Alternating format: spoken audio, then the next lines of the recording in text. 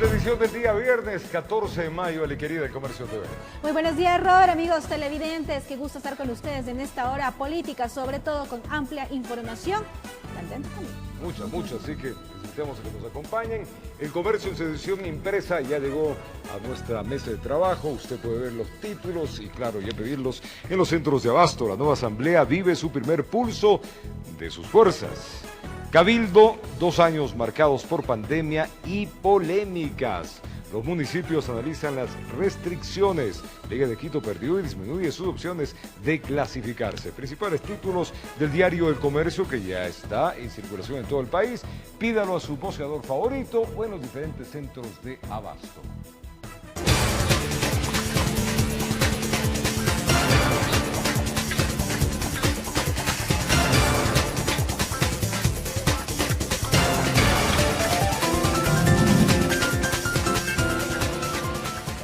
Y el Partido Social Cristiano ratificó el acuerdo con UNES. La conformación de las principales autoridades del legislativo quedará en manos de estos bloques, donde se incluye también a independientes. Dicho acuerdo configuró disgustos y estrategias para disolver el trato con el correísmo, que hasta el momento no se ha conseguido. Tras una reunión que culminó en horas de la tarde de este jueves, los integrantes del Partido Social Cristiano mantuvieron su compromiso de apoyo a la alianza con UNES. Bajo este criterio apoyarán a Henry Confle, que apunta a la presidencia del Legislativo, a UNES para la primera vicepresidencia y a Virgilio Saquicela por los independientes para la segunda vicepresidencia. Es precisamente este acuerdo que dejó de lado a la izquierda democrática y a Pachacutic lo que se buscaba desintegrar. En esos intentos, Salvador Quispe de forma pública manifestó que incluso estaría dispuesto a retirar su candidatura a la presidencia del Legislativo, si esto permite al Ecuador salir del hoyo en el que se encuentra desde hace 14 años. Si es que mi nombre no ayuda para cohesionar lo necesario y salir de ese hoyo de la corrupción, de la persecución, de eso que quieren hoy consolidar para llevar adelante la impunidad, nosotros no estamos aquí entonces para obstaculizar un proceso necesario para el Ecuador entero. Además del mismo Cesarrón, legislador social cristiano, quien también estaba en la lista para liderar el Parlamento, manifestó su inconformidad para llevar adelante un pacto con UNES. El detonante, la conformación de una comisión de la verdad propuesta por los correístas. Se puede crear una comisión de la verdad, pero no para revisión de fallos judiciales. Y por otro lado, el artículo 97 al 99 del Código Orgánico de la Función Legislativa son perfectamente claros. Está prohibido por ley dar amnistías e indultos a quienes han cometido delitos contra la administración pública. Sobre este tema, días atrás ya se había pronunciado la asambleísta Pierina Correa, quien es hermana del expresidente de la República, Rafael Correa. No es un pedido que implique que Creo o Social Cristianos hayan sido los perseguidores. Aún bajo ese criterio, Cesarrón rechazó de lleno la intención, por lo que anunció que de ejecutarse consta como posibilidad dejar su partido político y mantenerse como independiente. Si estas líneas rojas no se subsanan, yo estoy listo para dejar el Partido Social Cristiano. Yo no estoy a favor de un acuerdo con nadie. Yo estoy a favor de un acuerdo a favor del Ecuador, de la democracia, de la transparencia, de la independencia de poderes, de la claridad, que es lo que necesita este país. Al parecer, todo está dicho sobre lo que pasará en la primera reunión de la Asamblea Nacional a efectuarse este viernes. Claro que se insiste que al parecer, pues el adagio popular dice que a veces en política, en las puertas del horno se quema el pan. Informó Javier Rosero. Gracias, Javier. Adriana Rojas, a esta hora vamos contigo. Ella ya está en los exteriores, justamente legislativo del Congreso, la Asamblea Nacional. Día importante. Adriana, buenos días, adelante.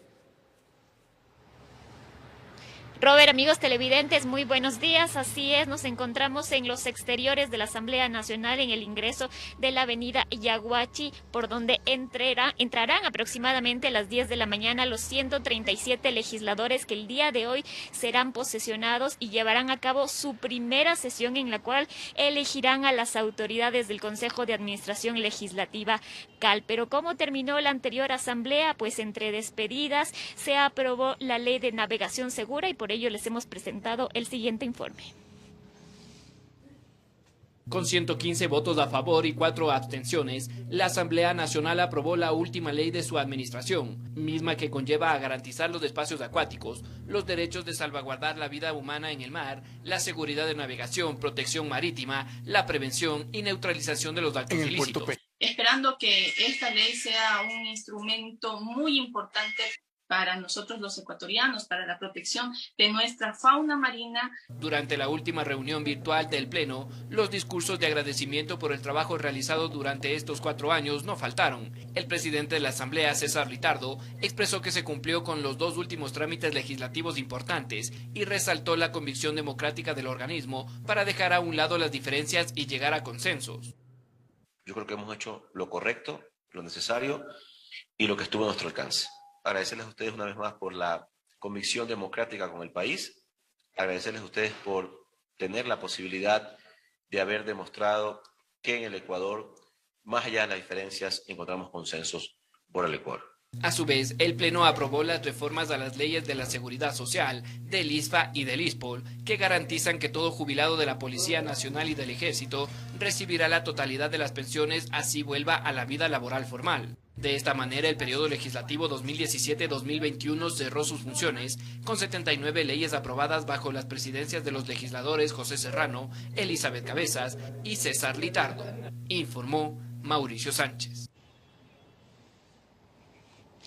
Así es, esta fue la última sesión de la Asamblea Nacional para dar paso el día de hoy al trabajo del nuevo periodo legislativo de 137 asambleístas que hoy a las 10 de la mañana serán posesionados. Aquí al exterior de la Asamblea Nacional no existe mayor movimiento, sin embargo, al interior ya se puede ver al escolta legislativo que está preparando todo para el ingreso de los nuevos legisladores. A las 10 de la mañana se llevará a cabo esta ceremonia y se dará luego paso a la primera sesión de la Asamblea Nacional, en la cual se elegirán a las autoridades, a las nuevas autoridades que integrarán el Consejo de Legislativa CAL, que estará integrado por un presidente, 2 vicepresidentes y 4 vocales. Esta primera sesión estará dirigida por los 3 asambleístas con mayor votación. Ellos son Pierina Correa, que hará precisamente las veces de directora en esta sesión. Posterior estará también Salvador Quispe de Pachacutic, quien hará las veces de subdirector, y también está Wilma Andrade, que ella es de la Izquierda Democrática, que ella hará las veces de secretaria, mientras se pronuncian los primeros nombres por parte de las bancadas para que entre estos nombres postulados se pueda designar a estas nuevas autoridades. Ellos deberán ser elegidos con una mayoría de 70 votos. Nosotros nos quedamos aquí para llevarles mayores detalles. Sin duda, gracias Adriana Rojas. Ya sabremos cómo se devuelven las diferentes sesiones y qué mismo sucede en este día muy pero muy político en nuestro país. Ali. Y la Asamblea Nacional saliente tuvo un periodo legislativo complejo de 4 años. Desde el 2017 al 2021, los escándalos de corrupción salpicaron a esta institución en diferentes situaciones, afectando su gobernabilidad. En 2018, José Serrano, quien presidía la presidencia del Palacio Legislativo, fue separado del cargo tras filtrarse una conversación que mantuvo con el excontralor y prófugo Carlos Polit, en el que hablaba de bajarse del cargo al exfiscal Carlos Vaca Mancheno, mismo que fue destituido a través de un juicio político. El fiscal general de la nación es un peligro para el país.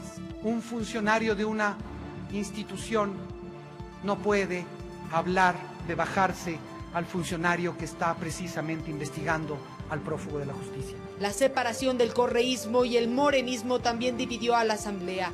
Quien sucedió a José Serrano en la presidencia fue Elizabeth Cabezas. Sin embargo, sobre la funcionaria también se filtraron audios que revelaban conversaciones, esta vez con la exministra de Gobierno María Paula Romo, en donde se pretendía frenar una moción sobre el caso INA Papers. Estoy ya para votar. Ha sido pública, aquí no hay nada que explicar. La fragmentación en la Asamblea Nacional era tal que se necesitó crear una nueva mayoría conformada por Alianza País, Creo, Badi y el BIN, quienes llevaron a la presidencia del Legislativo a César Litardo. 74 leyes aprobadas en este periodo legislativo.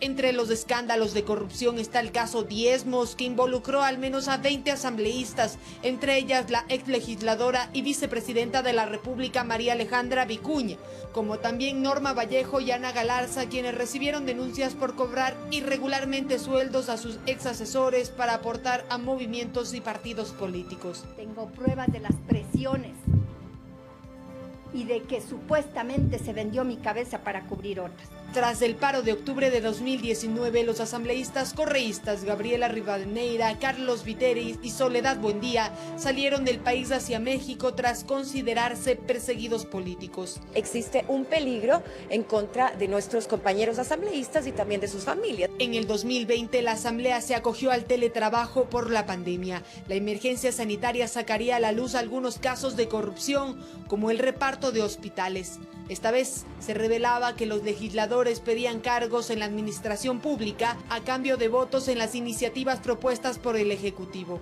Quienes se ven involucrados en esto son los asambleístas Eliseo Azuero, quien se da la fuga, y Daniel Mendoza, sentenciado por más de 4 años a la cárcel. A días de culminarse el periodo legislativo, el asambleísta Fabricio Villamar fue destituido tras supuestamente obtener beneficios económicos a través de su carnet de discapacidad. La credibilidad de la Asamblea Nacional saliente fue baja, incluso llegó a estar en el 2%. El reto del nuevo periodo legislativo será recuperar la confianza, informó Valeria Navarro. Bueno, y amigos, la propuesta de la Unión por la Esperanza es de crear una comisión de la verdad que pueda revisar los casos judiciales que involucran a los correístas, que genera voces de rechazo. Esto sería a cambio de apoyar al Partido Social Cristiano para que éste llegue a la presidencia de la Asamblea. Esta propuesta de Unión por la Esperanza como ala del correísmo se ha convertido en la manzana de la discordia. De una comisión en donde vengan especialistas internacionales. Si queremos, en realidad, un país en donde prime la verdad, en donde prime la justicia, debe existir también el canal adecuado para que haya una comisión que evalúe estos casos. Y no descartamos, evidentemente, los casos de nuestros compañeros. El constitucionalista Rafael Ollarte recuerda lo que le pasó al expresidente Rafael Correa. Como dice el dicho popular, le salió el tiro por la culata al crear la comisión que investiga el feriado bancario o la de los contratos de su hermano con el régimen, entre otras. Ahí le salió algún comisionado incómodo, que no lo tenían previsto y que finalmente terminó procesado y condenado, lamentablemente. Se lo acusó de falso testimonio, cosas por el estilo. Es decir, no me gusta el resultado de la comisión, entonces yo ataco a los comisionados. Creación de una nueva comisión de la verdad que estaría condicionada por UNES para apoyar al Partido Social Cristiano y alcance la presidencia de la Asamblea Nacional. Ya este tema de las comisiones de la verdad se han desprestigiado mucho, pero cuyos resultados ya no son ni siquiera considerados por la ciudadanía. El politólogo César Ulloa cree que lamentablemente quien mejor ha movido las fichas es el correísmo.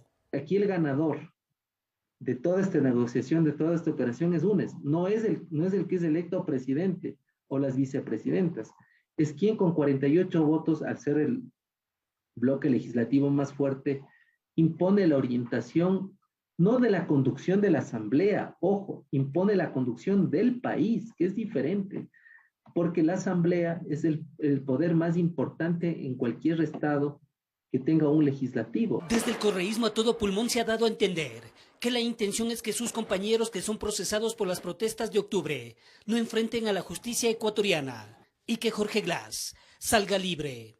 ¿Cómo puede haber comisión de la verdad cuando muchos de los que están prófugos del país tienen sentencia ejecutoriada en 3 instancias? Avisorando un panorama lúgubre. Lamentablemente despedimos una asamblea desprestigiada e iniciamos con una asamblea que ya tiene desprestigio por este tipo de cosas. Informó Héctor Romero. Y la nueva Asamblea Nacional cuenta con 5 bancadas y 13 legisladores de movimientos y partidos independientes. El nuevo periodo legislativo deberá tramitar leyes que quedaron pendientes.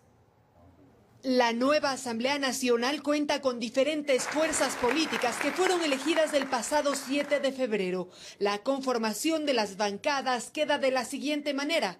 El bloque correísta Unión por la Esperanza cuenta con 49 legisladores. Pachacutic tenía 27, pero se restó 1 debido a que se declaró independiente, por lo que tiene actualmente 26 curules. El Partido Social Cristiano tiene 18 asambleístas, Izquierda Democrática 18, Creo 12, y con la última declaración son 14 los asambleístas independientes, sumando un total de 137 legisladores. Al nuevo Parlamento le quedan algunos proyectos de ley por dar trámite. Estos son: leyes en reformas laborales, leyes en reformas de la seguridad social, el Código Orgánico Integral Agropecuario, leyes como el Código de la Niñez, la Ley del Deporte son algunas de las leyes que quedarán para el próximo periodo legislativo, y también en esa lógica de una transición responsable vamos a dejar todo este inventario de proyectos de ley para que el próximo periodo legislativo conozca el estado de cada una de las mismas. A esto se suman proyectos de ley entregados por el gobierno de Lenín Moreno, como la Ley de Emergencia Sanitaria y la Ley de Uso Progresivo de la Fuerza. Entre otros temas pendientes, también se encuentran los juicios políticos. Se dio a trámite ya el inicio del juicio político del Contralor Subrogante, Pablo Celi.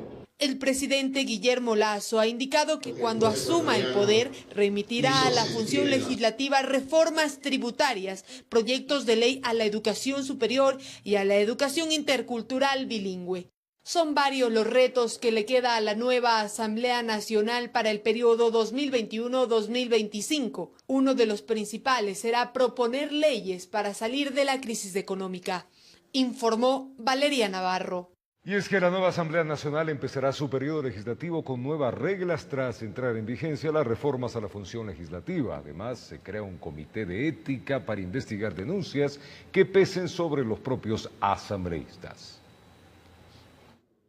El funcionamiento de la nueva Asamblea Nacional no será igual a la anterior, debido a que para el periodo 2021-2025 se implementan cambios tras entrar en vigencia las reformas a la función legislativa. Por ejemplo, las comisiones permanentes ya no serán 12, sino 15, cada una con menos miembros, debido a que quienes integran la Comisión de Fiscalización no podrán estar en otras mesas. Una de las comisiones creadas a partir de este periodo es la de protección a niñas, niños y adolescentes.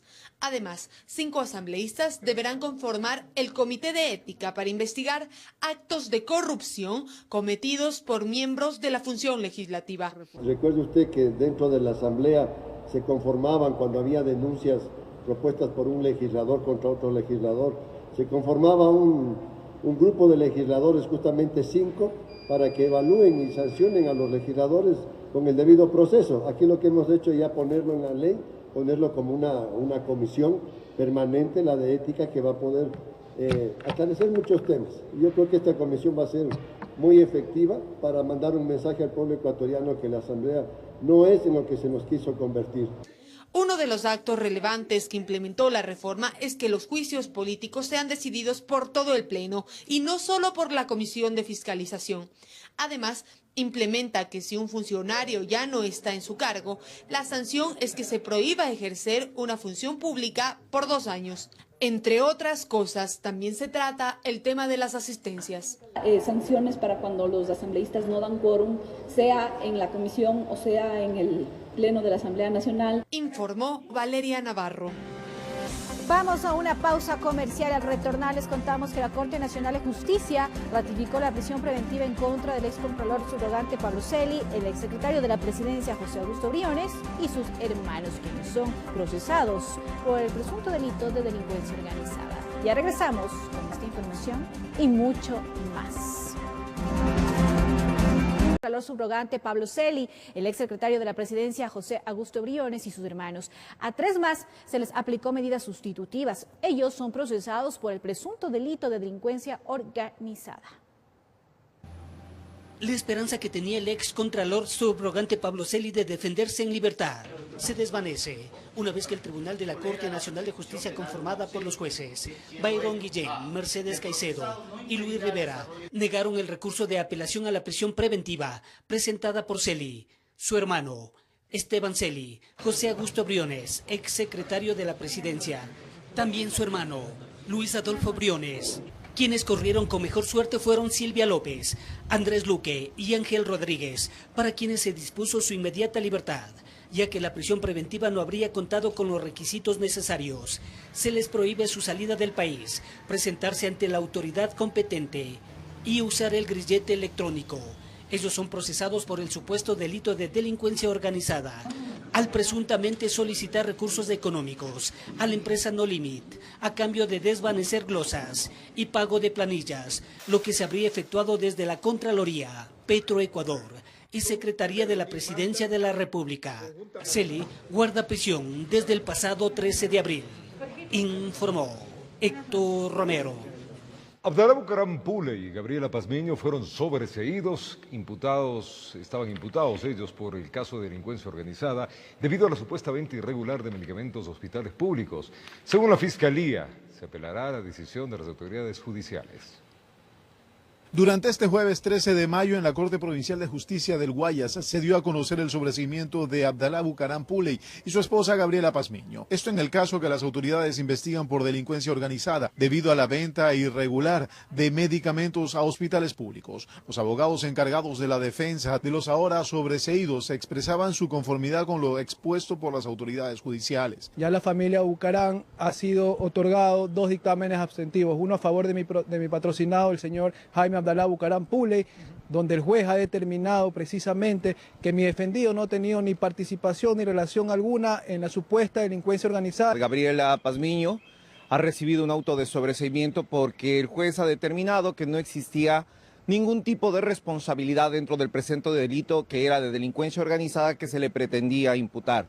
Sin embargo, la audiencia fue suspendida para este día lunes a partir de las 9 de la mañana, en donde también son investigados Daniel Salcedo, Michelle Bucaram y funcionarios. Que los mismos análisis realizados por la UAFE, realizados por el SRI, han determinado que nunca existió ese movimiento económico. Se le mintió a la sociedad, como les indiqué, que supuestamente ella en pandemia había movido $1.470.000 y resulta que los informes nacen desde el año 2011. Lo que cabe aquí es que se levanten inmediatamente las medidas cautelares que tenía impuesta el abogado Abdalá Jaime Bucaram Puley. Esto es la boleta de captura y la prohibición de salida del país. De su parte, la Fiscalía del Ecuador también por medio de redes sociales se manifestaba. Juez de Garantías Penales llamó a juicio a Noé S.V.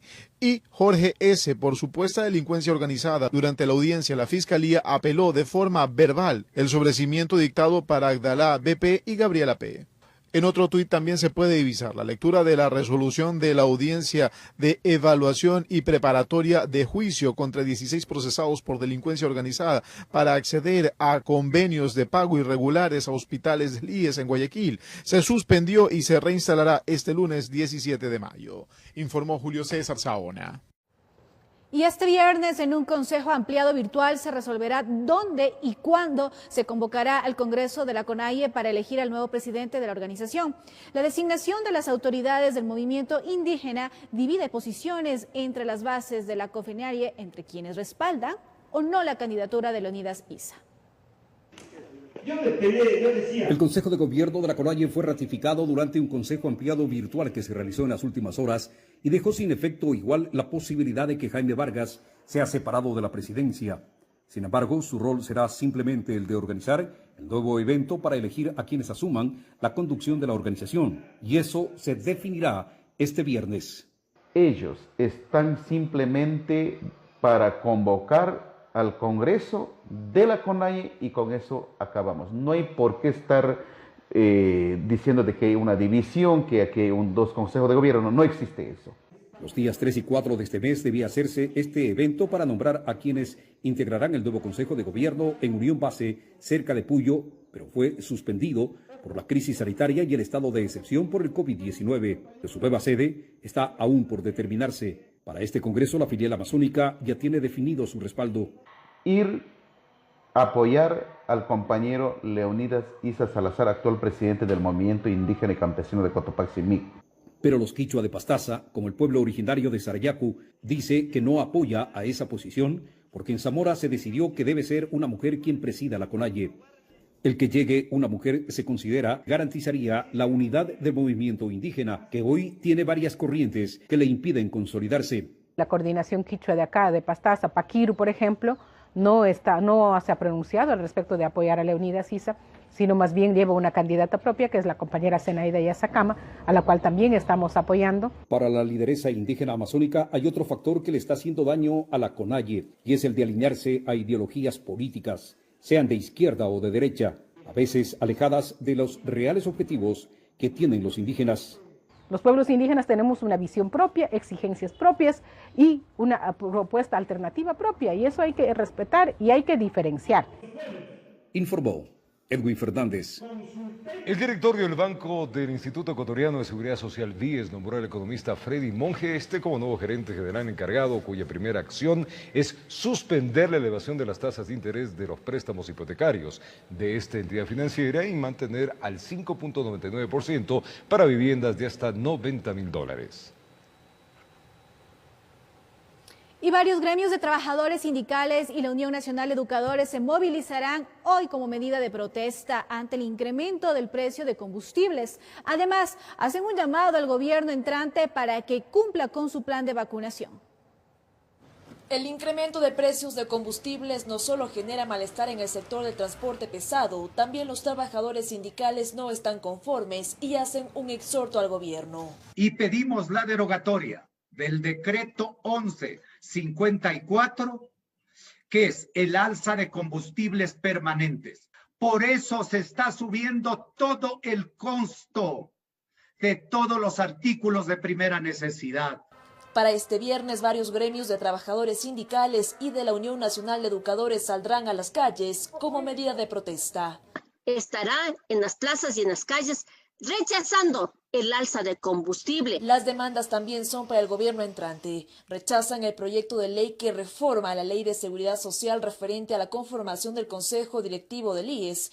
Dicen que podría correr en riesgo los dineros de los aportantes. Que no recoge el espíritu de la sentencia dictada por la Corte Constitucional y que daría esta carga para el nuevo presidente Guillermo Lasso, al cual advertimos estas irregularidades. Además, exigen al nuevo gobierno que acelere el plan de vacunación para una reactivación económica. La vacunación masiva a los 17 millones de ecuatorianos.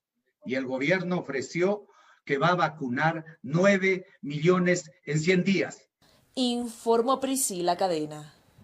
Y los panificadores artesanales de varias provincias del país anunciaron que suspenderán la alza del precio del pan popular hasta tener un acercamiento con el gobierno. De inmediato, el ministro de Producción, Iván Montaneda, indicó que iniciarán conversaciones. El sector panificador artesanal pone en pausa la medida anunciada sobre el incremento del precio del pan popular de 12 a 20 centavos y le da un plazo al gobierno. Primero, para llegar a acuerdos y segundo, para que regule los costos de la materia prima. Queda en suspenso la subida hasta el 24 de mayo. Esperamos tener el acercamiento lo más pronto posible con las autoridades, tanto salientes como las entrantes, y así poder llegar a un consenso y mantenernos en los precios que estamos actualmente. Desde el Ejecutivo hay luz verde. El presidente Lenín Moreno delegó al ministro de Gobierno, Gabriel Martínez, y de Producción, Iván Montaneda, para que lideren mesas de diálogo y atiendan los requerimientos del sector. En donde estamos buscando las mejores alternativas y obviamente lograr buscar soluciones entre los panificadores y que no se pase estos incrementos de manera total al consumidor final. Diálogo que los panificadores artesanales esperan sea lo más pronto. Aseguran que enfrentan dificultades económicas ante el alza de los costos de materias primas, como levadura, harina y aceites, que llegan hasta más del 40%. El porcentaje más fuerte, que son las grasas, hemos llegado hasta el momento a un 42%. Tenemos la harina que nos ha subido un 12%. Tenemos en levaduras un 8% que está acabando con nuestro sector. La propuesta de un incremento del costo del pan popular, dicen, se basa en un estudio técnico y de rentabilidad que comprende mano de obra, despachador y maquinaria. Lo que queremos es sobrevivir. Y con el costo de 20 centavos nosotros estamos sobreviviendo. De su parte, la Superintendencia de Control de Mercado hace un llamado a los panificadores para que observen lo que dice la ley en lo referente a la prohibición de conductas, como la fijación de manera concertada o manipulada de los precios. Informó Priscila Cadena. Y colectivos de mujeres expusieron varios planteamientos para la construcción de una agenda con diferentes actores sociales a favor de los derechos femeninos. Esto frente al inicio del nuevo mandato que asumirá en los próximos días.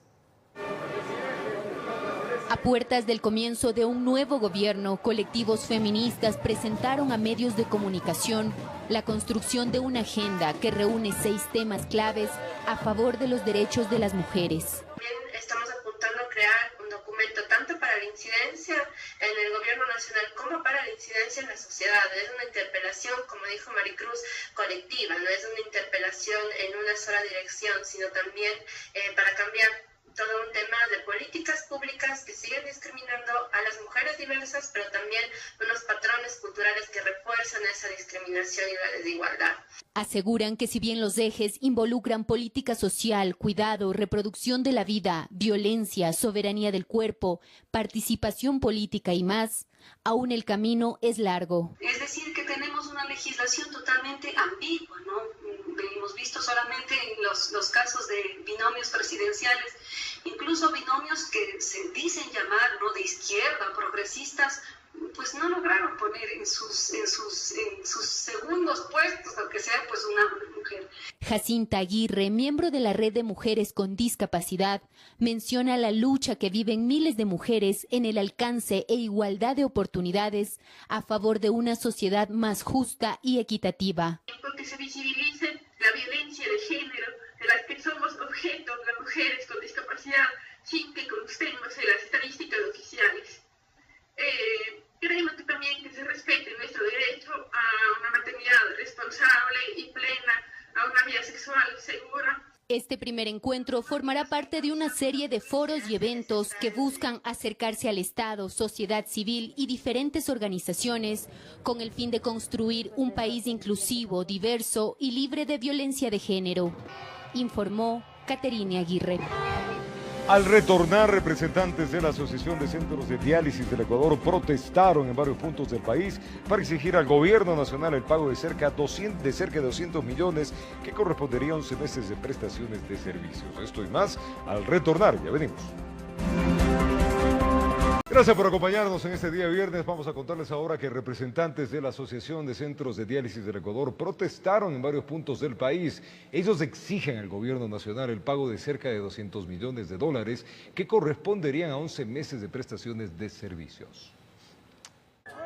La Asociación de Centros de Diálisis del Ecuador la agrupan 86 instituciones, quienes atienden aproximadamente a 12.500 pacientes con insuficiencia renal crónica derivados del sistema de salud pública. Jorge hace 9 años recibe su tratamiento en Quito. Solidario con la preocupación de los médicos y enfermeras que lo asisten, formó parte de la manifestación que se realizó en la capital fuera del Ministerio de Finanzas, para exigir al gobierno nacional el pago de 11 meses de prestación de servicios. Estamos preocupados porque cuando se acaben los insumos creo que nos dan de retirar, ¿no? Varios representantes de estos centros señalaron que pese a los acercamientos con las autoridades, los pagos no se concretan. Salud nos ha recibido y nos ha dicho que lamentablemente es Finanzas que no cumple, no ordena que se prioricen los recursos para la salud renal, que nos atienda, porque no ha habido respuesta, más que solamente un oficio en el que nos dicen que no tienen disponibilidad en la caja fiscal, es decir, que no hay dinero. Tomando en cuenta que hace algún tiempo atrás la Corte Constitucional ordenó la creación de un plan para que el Estado pueda cumplir con el pago de la deuda. El pasado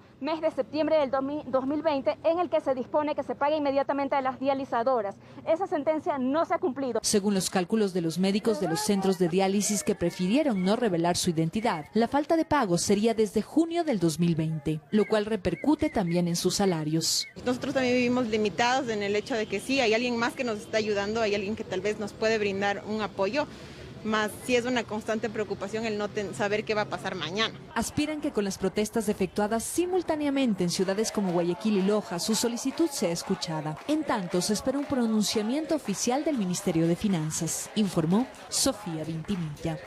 Y en Guayaquil, decenas de educadoras del Programa de Desarrollo Infantil Integral exigen que se les cancele sus sueldos atrasados desde hace 4 meses. Por ahora el MIES no se ha pronunciado sobre la fecha del pago. Lo hicieron afuera de la gobernación porque afirman nadie puede vivir sin cobrar su sueldo durante 4 meses. No sabemos qué hacer ya por motivo que tenemos deudas, tenemos familia tenemos situaciones de enfermedad en nuestras familias también para poder cubrir nuestros gastos, pero ¿cómo podemos hacer si ni siquiera nos han cancelado? Son educadoras y técnicos de los programas de atención integral infantil y protección especial a cargo del MIES, que a través de un convenio trabajan con 6 organizaciones de la sociedad civil. Algunos han podido subsistir gracias a la tutela familiar. A nuestros más allegados, pero ya ni ellos tienen, ya que ya son demasiados meses sin pagar. Estamos en una situación que ya ni nos prestan. Allí permanecieron por más de 1 hora, pero hasta las 11 de la mañana no fueron atendidos. Juliana tiene 3 hijos y una incertidumbre que se agiganta. Imagínese, cambio de gobierno, cambio de todas las administraciones, tanto de ministros, de todo, y nosotros nos quedamos ahí esperando. Ya me imagino que ya el ministro debe tener un poquito de sensibilidad. Aquí hemos hecho todo nuestro trabajo que nos toca el día de hoy, toda la mañana para venir a esta hora. No hemos dejado ni abandonado a nuestras coberturas de niños, niñas, adolescentes. Solicitamos un pronunciamiento del MIES, pero en el Departamento de Comunicación informaron que las autoridades estaban en una rendición de cuentas virtual, informó Jorge Escobar. Y los migrantes ecuatorianos que se encuentren en Estados Unidos y España ya podrán adquirir su pasaporte electrónico en las respectivas oficinas consulares. Desde el Registro Civil explicaron que las seguridades y tecnología que brinda este documento son de suma importancia para la seguridad de nuestros compatriotas. Las oficinas consulares de las ciudades de Madrid en España y Nueva York en Estados Unidos ya podrán emitir pasaportes electrónicos a todos los ecuatorianos que requieran renovar o adquirir este documento, y así ser un aporte fundamental a los cientos de miles de compatriotas que radican en estos países. Desde el día lunes, los ecuatorianos que viven en Estados Unidos pueden solicitar su pasaporte electrónico en el consulado de Nueva York. El día viernes ya estamos emitiendo pasaportes electrónicos para los ciudadanos ecuatorianos residentes en Europa que lo podrán sacar su pasaporte en el consulado de Madrid.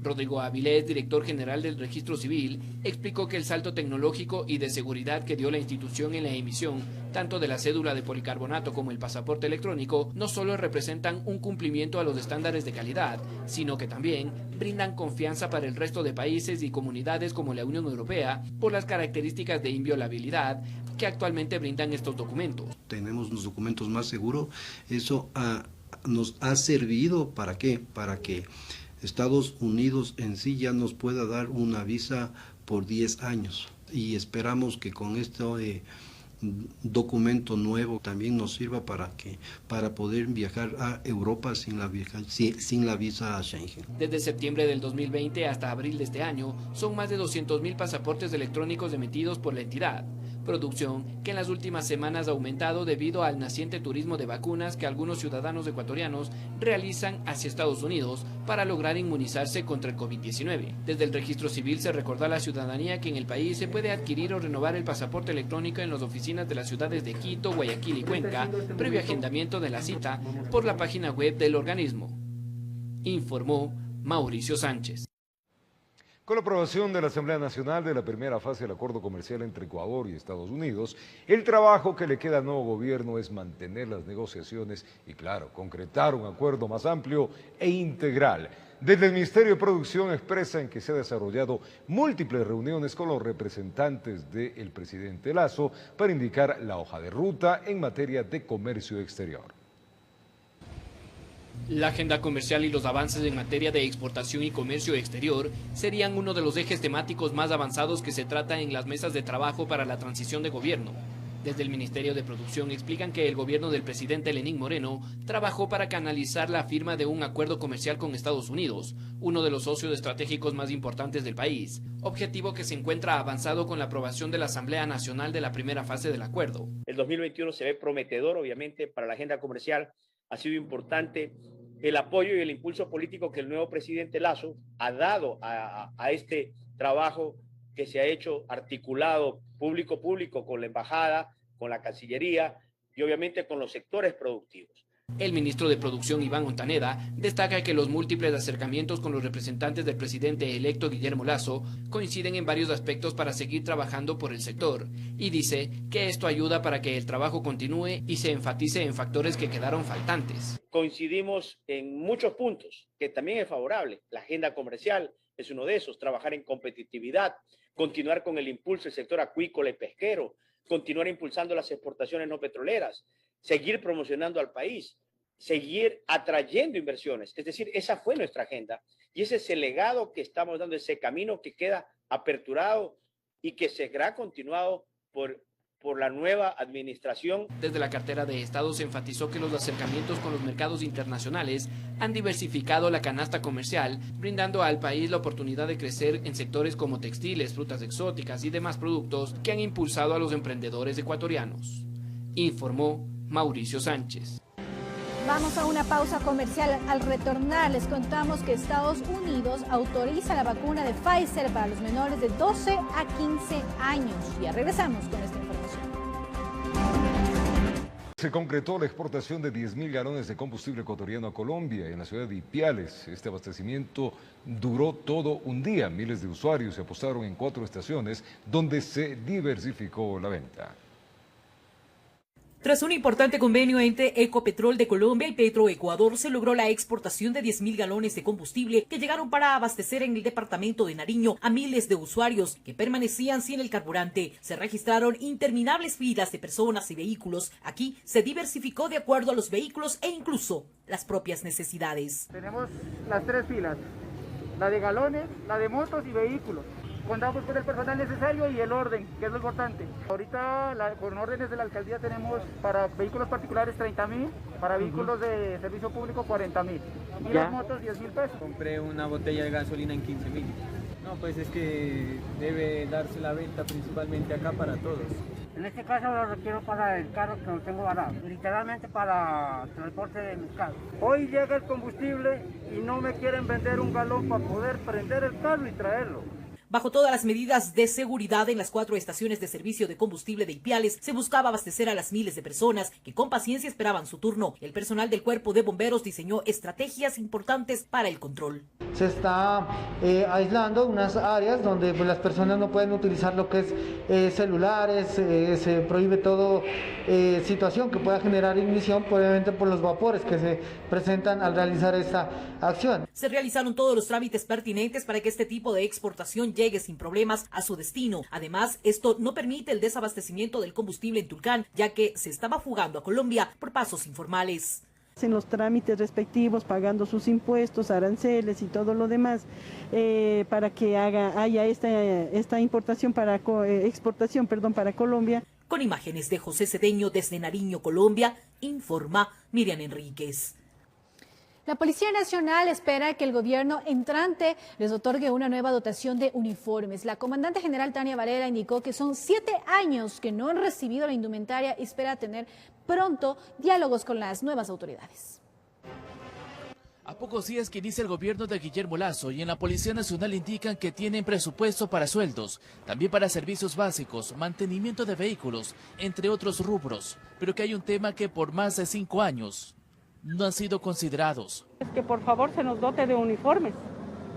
Son 7 años que no tenemos uniformes. Hay procesos que están ya en el Ministerio de Gobierno que están caminando, pero uniformes necesitamos, nuestros policías necesitan uniformes. En el año 2017 también les entregaron este tipo de indumentaria policial, que poco la utilizan, y desde esa fecha no les queda otra opción que comprar de sus bolsillos. Tanto lo que utilizan diariamente, lo que deben ponerse para eventos especiales, hasta para hacer ejercicios. Que necesita el servidor policial porque el desgaste de los mismos es a diario.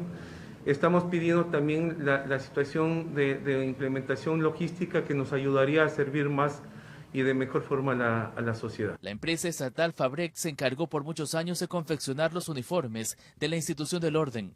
Pero después de pasar por problemas financieros, el gobierno anunció su cierre y liquidación.